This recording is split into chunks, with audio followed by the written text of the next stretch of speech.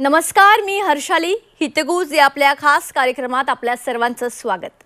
या कार्यक्रमाद्वारे आपण चर्चा करत असतो ती आपल्याला होणाऱ्या विविध आजारासंबंधात, त्याच्या लक्षणांसंदर्भात, उपायांसंदर्भात आणि सगळ्यात महत्त्वाचं त्या विषयातल्या तज्ञांसोबत आपण मार्गदर्शन देखील घेत असतो।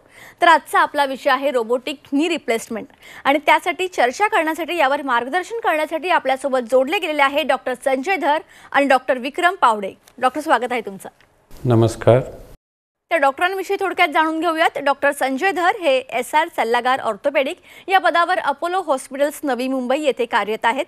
त्यांचा स्पेशल इंटरेस्ट हिप रिप्लेसमेंट आणि गुडघा बदलण्याची शस्त्रक्रिया म्हणजेच नी रिप्लेसमेंट ऑर्थोपेडिक ट्रॉमा यामध्ये आहे। डॉक्टर विक्रम पावडे यांच्याबद्दल सांगायचं झालं तर हे SR सल्लागार ऑर्थोपेडिक या पदावर अपोलो हॉस्पिटल्स नवी मुंबई येथे कार्यरत आहेत। त्यांना ऑर्थोपेडिक आणि जॉइंट रिप्लेसमेंट सर्जरीमध्ये 22 वर्षांपेक्षा जास्तचा अनुभव आहे। त्यांचा स्पेशल इंटरेस्ट नी रिप्लेसमेंट आणि स्पोर्ट्स इंजुरीमध्ये आहे। संजय सर हे बॉम्बे ऑर्थोपेडिक सोसायटीचे सध्याचे प्रेसिडेंट देखील आहेत। चला तर आपल्या मूळ विषयाला सुरुवात करूयात। डॉक्टर संजय, तुमच्यापासून सुरुवात करूया। आपल्या घरात जे वृद्ध असतात ते नेहमीच गुडघे दुखीमुळे त्रासलेले असतात, तर जे काही त्यांना यामुळे अपंगत्व येतं ते कमी करण्यासाठी गुडघा बदलण्याची जी शस्त्रक्रिया आहे त्याची भूमिका काय आहे त्याबद्दल सुरुवातीला सांगा। बेसिकली ते आपल्याला जसं आपली वय वाढली 45 क्रॉस केला, आपल्या गुडघ्यामध्ये थोडा झीज चालू होते आणि जसं आम्ही चालते ॲज वी एज आपले गुडघे घासत राहते आणि बेसिकली त्याच्यामुळे ते डिफॉर्मिटी चालू होते, अपंग चालू होतो, आपल्याला गुडघे बेंड होते आणि ते आपल्याला नॉर्मल ॲक्टिव्हिटी करायला खूप त्रास होतो। त्याच्यामुळे ते डिसेबिलिटी जे आहे त्याच्यासाठी आपल्याला रोबोटिक नी या नी रिप्लेसमेंट करायला लागतं। रोबोटिक नी आपल्याला गुडघा बदलण्याची शस्त्रक्रिया आहे आणि ह्याच्यामध्ये आम्ही कॉम्प्युटरचा रोबोटचा वापर करतो आणि आपल्याला रोबोटिक नी हेल्प करतो। It makes the surgery painless आणि हे आपल्याला प्रॉपर अलाइनमेंट आणि हे करण्यासाठी आपल्याला हेल्प करतो। डॉक्टर विक्रम, रोबोटिक नी रिप्लेसमेंट नेमकं कोण करतं? म्हणजे रोबोट करता की डॉक्टर्स करतात? आणि जेव्हा ती प्रोसेस चालू असते तेव्हा त्यामध्ये तुमची भूमिका कशी असते? अगोदर आम्ही जे सिंपल स्ट्रेट फॉरवर्ड नी करायचो त्याच्यामध्ये एक्सरे करायचो, मेकॅनिकल जिग्स म्हणजे जसं आपला कार्पेंटर असतो तो आपल्या प्लम लाईननी मेसनरी करतो किंवा कापतो त्याप्रमाणे आम्ही करायचो and they are quite good, चांगला सक्सेस रेट आहे त्यांचा। आता जर रोबोट आला आहे त्याच्यामध्ये काय वेगळं होतं नेमकं? कम्प्युटर असतो त्याच्यामध्ये आपण सगळं CT करून इन्फॉर्मेशन फीड करतो, काही सिस्टम्समध्ये एक्सरेसुद्धा फीड केल्या जातात आणि त्याच्यावरनं ते कट्स डिसाईड केल्या जातात।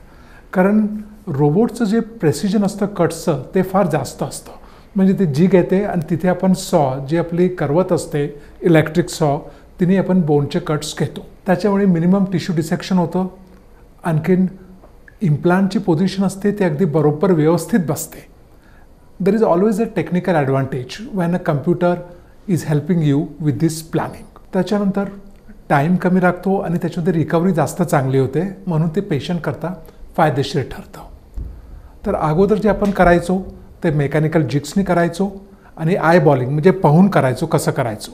आता सगळी इन्फॉर्मेशन एक्सरेज आणि CTद्वारा कम्प्युटरमध्ये फीड केल्या जाते, कम्प्युटर कट्स डिसाईड करतो आणि जेव्हा आपण ऑपरेशन करतो इन्सिजन सर्जनच लावतो। रोबोटचा एक आर्म येतो, आर्म म्हणजे जसा हात येतो आणि तिथे वरती सॉनी कट घ्यायचा असतो। अपोलोमध्ये जो आपला रोबोट आहे त्याच्यामध्ये सर्जन स्वतःच कट घेतो, काही ठिकाणी रोबोटसुद्धा थोडी हेल्प करतात त्याच्यामध्ये सगळं ते कार्टिलेज वगैरे काढायला। And that is how the difference is between एक आपलं कन्व्हेन्शनल जॉईंट रिप्लेसमेंटमध्ये आणि एका रोबोटिक जॉईंट रिप्लेसमेंटमध्ये। डॉक्टर संजय, रोबोटिक सर्जरीमधून पूर्णपणे कव्हर होण्यासाठी किती वेळ लागतो? म्हणजे हॉस्पिटलमध्ये किती दिवस जातात आणि ओव्हरऑल त्यानंतर घरी आल्यानंतर त्या व्यक्तीची, त्या रुग्णाची फॅमिलीने कशा पद्धतीने काळजी घेणं गरजेचं आहे? रोबोटिकनी बेसिकली आपल्याला it gives us better alignment and better आपल्याला जे ॲक्सेस रेस्टोअर करायचं, जसं आम्ही वय वाढत जाते ना आपली अलाइनमेंट गुडघ्याची, हे आपल्या गाडीचे टायरसारखे, आपल्या गाडी जसं आपली गाडी चालत राहते टायर खराब होते अलाइनमेंट चेंज होतो, त्याच्यासाठी रोबोटिक नीचा वापर करतो आहे आम्ही टेक्नॉलॉजिकली आणि ते बेसिकली हे आपल्याला अलाइनमेंट परफेक्ट देतो in comparison to normal knee replacement आणि ह्याच्यासाठी रिकव्हरी खूप चांगली होती, इट इज फास्ट।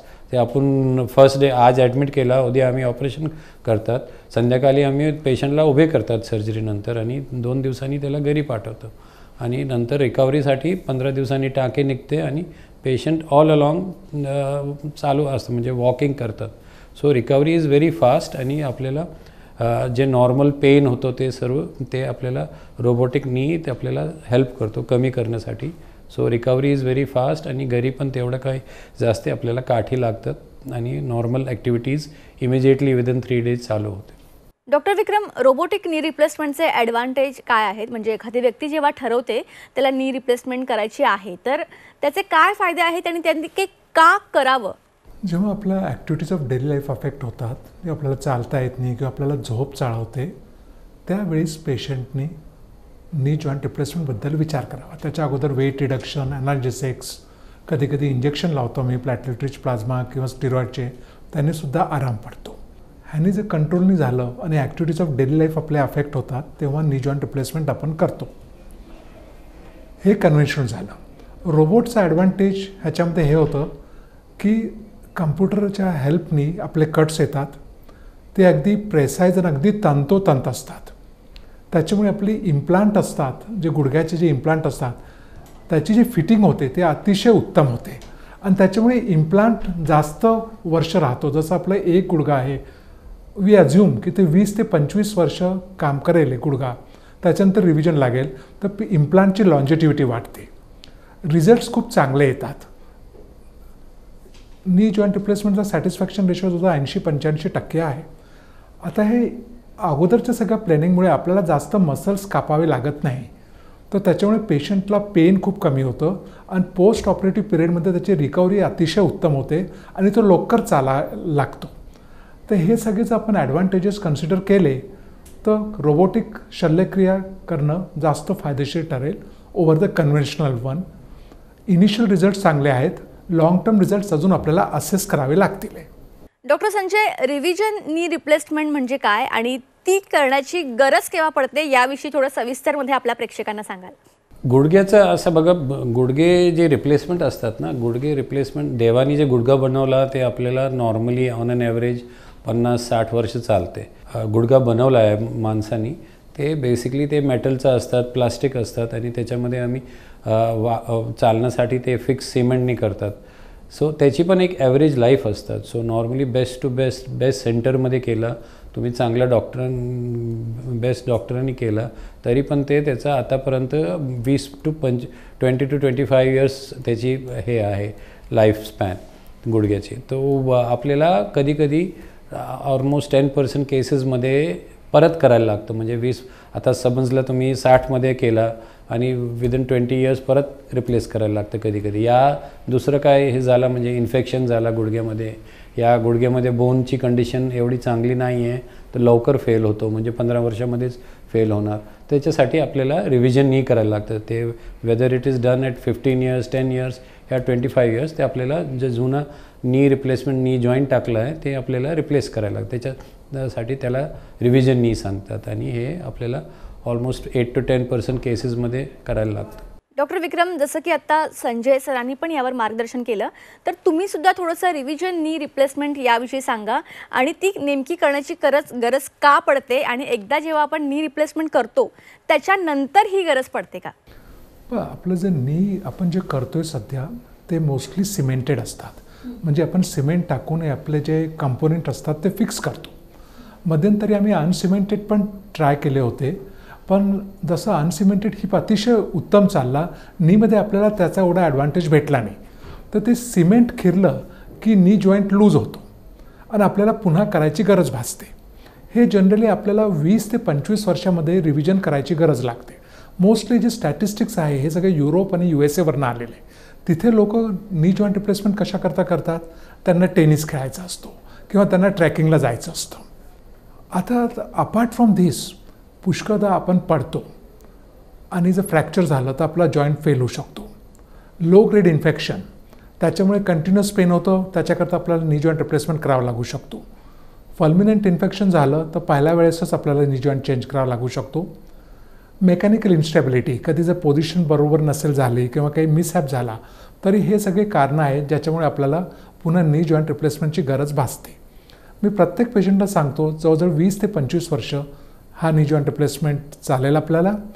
कधी कधी जास्त पण चालतो, पण you should be prepare for one revision after 25 years. 25 वर्षानंतर जनरली 20-25 वर्षामध्ये रिव्हिजनची गरज भासू शकते. पहिलं रिव्हिजन इझी असतो, नंतरचा रिव्हिजन जसे दुसरं किंवा तिसरं रिव्हिजन थोडं डिमांडिंग असू शकतं. तर डॉक्टर विक्रम, आत्ताच संजय सरांनी पण सांगितलं की रिव्हिजन नी रिप्लेसमेंट म्हणजे काय आणि ती करण्याची गरज का पडते, तर त्याविषयी तुम्ही सुद्धा थोडं आपल्या प्रेक्षकांना मार्गदर्शन कराल? जी, that's a very good question.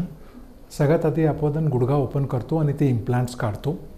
त्याच्याकरता आपल्याला state of the art instruments लागतात.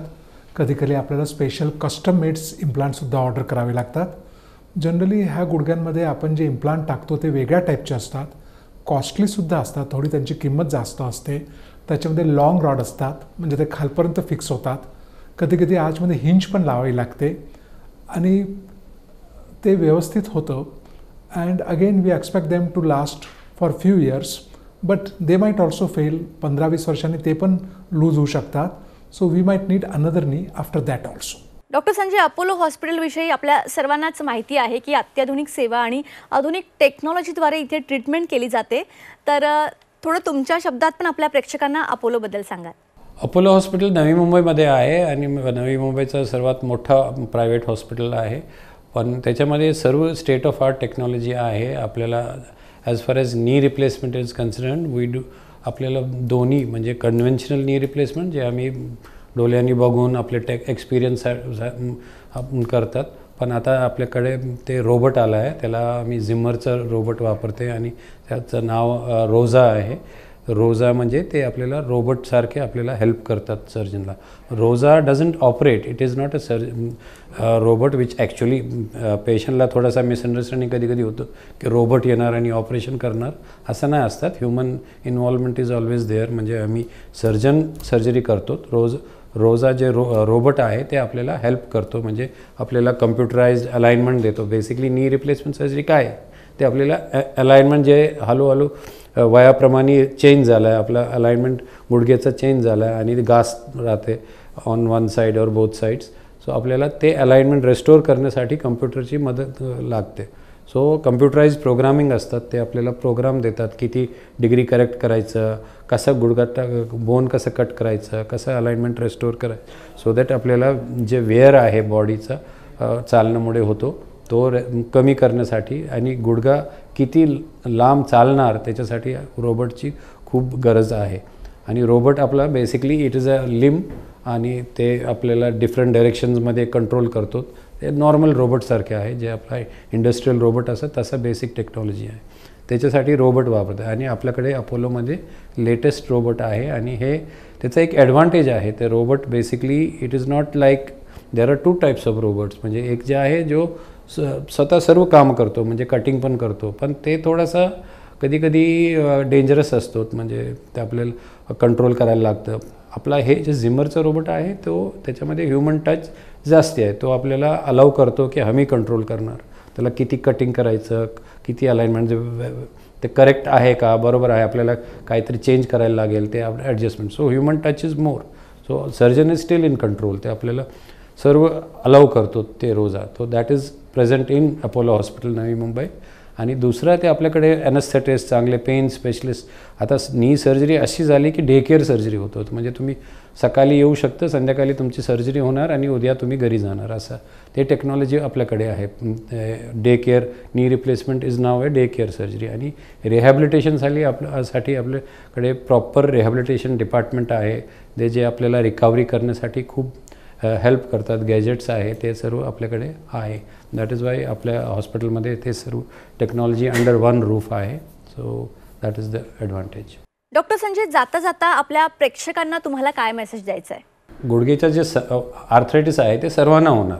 असं गाडी जसं चालते तसं टायर वेअर आउट होतं, तसं गुडघे पण आपल्या muscle bone quality, muscle strengthening हे सर्व केलं तर म्हणजे हे स्लो प्रोसेस होतो. म्हणजे नॉर्मली तुम्हाला जर नाही केला प्रॉपर वापर गुडघेचा, बोन क्वालिटीचा चांगली नाही ठेवली तर गुडघेचे आर्थरायटिस लवकर होणार, म्हणजे 50-60मध्ये होणार. या स्पोर्ट्स इंजुरी झाली ते लवकर होणार. पण आपण प्रॉपर केअर केला बोनचा, ऑस्टिओपोरोसिसचा केअर केला, मसल स्ट्रेंथनिंग चांगली केली.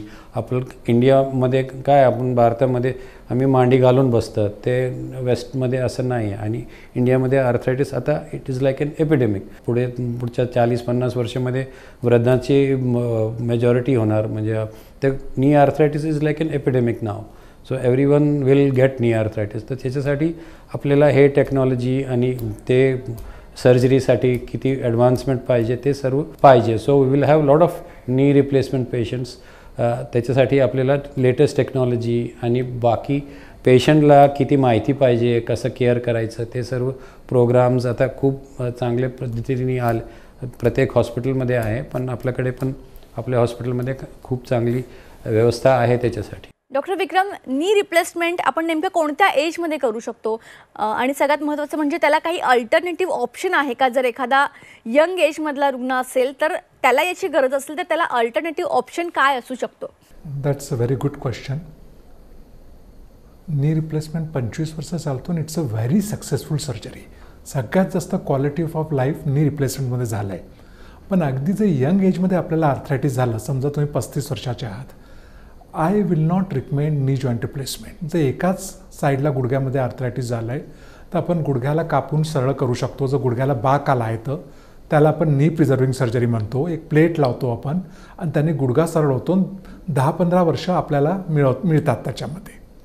पुष्कळ आपण पाहिलं 55-60चं किंवा 40-45 वर्षाचा कोणी गृहस्थ किंवा लेडी असेल आणि गुडघ्याच्या फक्त आतल्या साईडला झीज झाली आहे, तर नेक्स्ट प्रश्न येतो की पूर्ण गुडघा बदलणं कितपत योग्य आहे.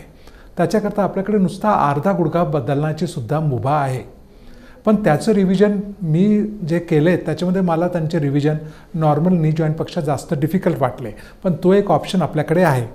कधी कधी यंग मुलींमध्ये, जसं यंग म्हणजे 30-35 वर्षाच्या लेडीजमध्ये गुडघ्याच्या वाटीच्या मागे भयंकर वेदना होतात, कारण वाटीच्या मागेच फक्त झीज झालेली असते, गुडघ्याच्या आतमध्ये नसते झालेली झीज. तर गुडघ्याच्या वाटीच्या मागे फक्त एक छोटासा लिमिटेड जॉईंटसुद्धा आपण चेंज करू शकतो. यंग मुलं आहेत, फुटबॉल खेळतात, कधी गुडघा अटकायला लागला किंवा गुडघा असं आपलं इन्स्टॅबिलिटी आली, चुकून दुर्लक्ष करू नका. जाऊन एक MRI काढा. जर गादी फाटली असेल तर तिला स्टिच करा. जर लिगामेंट जर तुटलं असेल तर त्याला रिकन्स्ट्रक्ट करा. अ स्टिच इन टाईम सेव्ज 9. हे करणं अतिशय गरजेचं आहे. आणि जर हे सगळं जर करून आपल्याला नाही बेनिफिट झाला तर आपण नी जॉईंट रिप्लेसमेंटबद्दल विचार केला पाहिजे. डॉक्टर विक्रम, अपोलो हॉस्पिटलविषयी आपल्या सर्वांना माहिती आहे की अत्याधुनिक सेवा आणि आधुनिक टेक्नॉलॉजीद्वारे इथे ट्रीटमेंट केली जाते. तर थोडं आपल्या प्रेक्षकांना तुम्ही सुद्धा अपोलोविषयी सांगा. अपोलो एक टर्शरी केअर हॉस्पिटल आहे. स्टेट ऑफ द आर्ट इथे इन्स्ट्रुमेंट्स आहेत.